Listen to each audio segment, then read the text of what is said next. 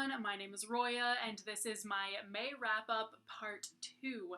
And in part 1, I showed you 9 books that I read during the first 2/3 of May, and thankfully this wrap-up is a lot shorter because I only have 5 books. So yeah. The first 2 books that I want to show you are ones that were actually my most anticipated new releases of 2016. I was lucky enough to actually get a hold of copies of both of them so that I could read them right away. The first book is The Sleeping Prince by Melinda Salisbury, and this is the sequel to The Sin Eater's Daughter. And I liked The Sin Eater's Daughter a lot more than this one. I mean, The Sin Eater's Daughter actually really blew me away. I read it about the same this time last year. So what I liked about the first one was the fact that it really did a good job of plunging us straight into the intrigue and really interesting world that Melinda Salisbury built, but this book really did not do that very much at all, and it was also very slow going, I think. So throughout most of the book, it's just kind of nothing really happens. So we do follow a different main character in this book who I think was actually a much more interesting character than either of the main characters of the previous book, but it just didn't have enough going on in this book, and I was a little bit bored during the whole middle of it. But then the ending was very good and really brought back the dark fantasy elements and the twists and craziness that the first one had. So it left me still really looking forward to the third one.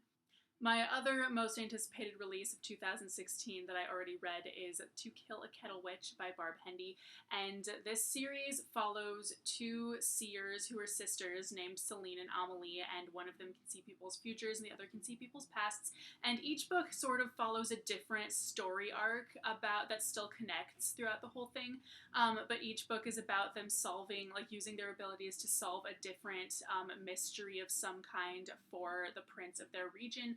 And basically this one, we get a lot more of an origin story. They find out where their mother, who had the abilities that they have, came from. I really enjoyed this one. I still think the third one is my favorite, and this is the 4th one.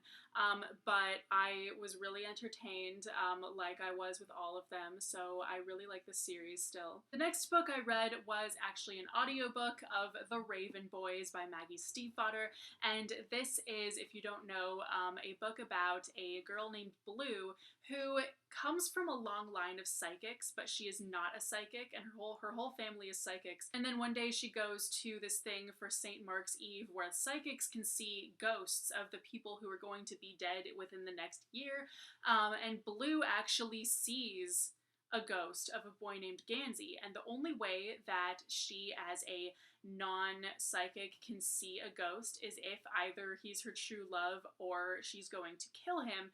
And because she has always been told by her psychic family that she's going to kill her true love if she kisses him, that basically means that even if he is her true love, she's going to be the one who killed him. So yeah, so it's a really interesting book. It's not like anything else I've ever read before. It's really weird, and I really enjoyed the audiobook. The guy who narrates it is really good at doing all the voices and everything. After that, I read The Assassins Apprentice by Robin Hobb, and I really enjoyed this book. This is about a boy named Fitz who is the bastard son of a prince, and basically, as such, he doesn't really fit anywhere. So he ends up growing up at the palace and is trained to be a poisoner. And so this is a really interesting book. Obviously, epic fantasy is my favorite genre, but for some reason, there was still something that really held me back from really getting as immersed as possible into this story, but I still really liked it enough to give it 4 stars. And I read this for the Hobbalong read-along, hosted by Sam from Sam's Nonsense. And this month we're reading the next 2 books in this trilogy, so I'm really looking forward to that.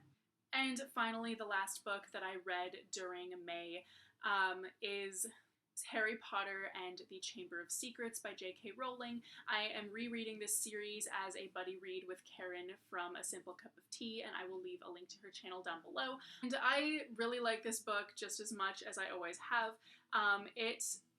I remember this book creeped me the hell out during a lot of parts when I was like 12 or however old I was when I was reading this for the first time, and obviously I found it significantly less creepy as an adult, but and especially since I know what happens and everything, like I already went into this book knowing exactly what was going to happen, but this book is awesome. Yay.